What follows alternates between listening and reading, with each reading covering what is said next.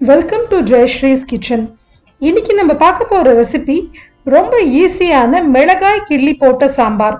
இந்த சாம்பாருக்கு நம்ம சாம்பார் பொடி எதுவும் சேர்த்துக்க போகிறதில்ல. பச்சை மிளகா, காஞ்ச மிளகா இதுதான் இதுக்கு நம்மளுக்கு காரம் கொடுக்க போகுது. எப்படி பண்ணுங்கிறது பார்க்கலாம். அரை கப் துவரம் பருப்பை ஒரு பவுலில் சேர்த்துக்கலாம். இதை நல்லா வாஷ் பண்ணி வச்சுக்கலாம். நீங்கள் டைரெக்டாக குக்கரில் பருப்பு வேக வைக்கிறதுனாலும் வேக வச்சுக்கலாம். நான் யூஸ்வலாக பாத்திரத்தில் தான் போடுவேன். இதில் ஒரு 1.5 கப்பு தண்ணி விட்டுண்டு அரை டீஸ்பூன் மஞ்சள் தூள் சேர்த்துக்கலாம். இதோட ஒரு தக்காளி பொடியாக நறுக்கினது சேர்த்துக்கிறோம்.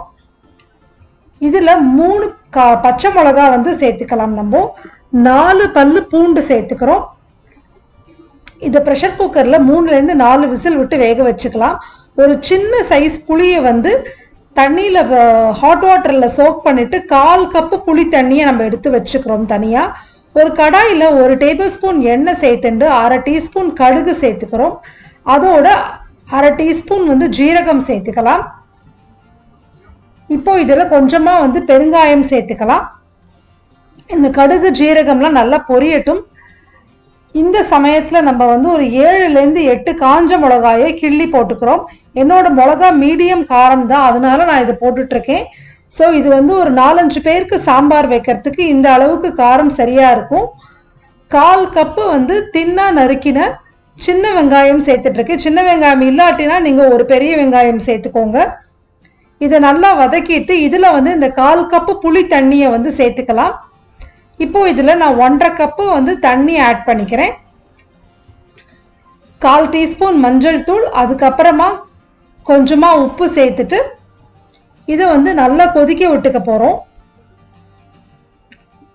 இது நல்லா ஒரு 7 நிமிஷம் கொதிக்கட்டும். உங்களுக்கு மிளகா உங்கள் காரத்துக்கு தக்கன போட்டுக்கோங்க. சில மிளகா 2 போட்டாலே ரொம்ப காரமாக இருக்கும். ஸோ உங்கள் மிளகாவோட வாக்கு எப்படி இருக்குன்னு பார்த்துட்டு அதுக்கு ஏற்ற மாதிரி சேர்த்துக்கோங்க. இப்போ இது நல்லா கொதிச்ச உடனே இந்த துவரம் பருப்பு வேக வச்சுருந்தோம் இல்லையா, அதை நல்லா மேஷ் பண்ணி எடுத்துக்கோங்க. எடுத்துட்டு வெந்த துவரம் பருப்பு மிக்சரை இதில் நம்ம சேர்த்துக்கலாம். இதுக்கு தண்ணி தேவைப்பட்டதுன்னா கொஞ்சமாக தண்ணி சேர்த்துக்கலாம். என்னோடதுல கரெக்டாகவே இருந்தது. இப்போ இது எல்லாத்தையும் நல்லா மிக்ஸ் பண்ணிவிட்டு ஒரு 3 நிமிஷம் கொதிக்க வச்சுக்கலாம்.